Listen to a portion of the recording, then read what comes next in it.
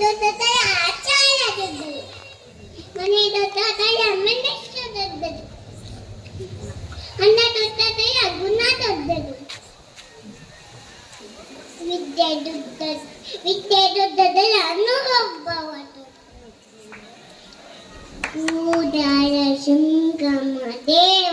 ಹೇಳಿದವರ Basavanna.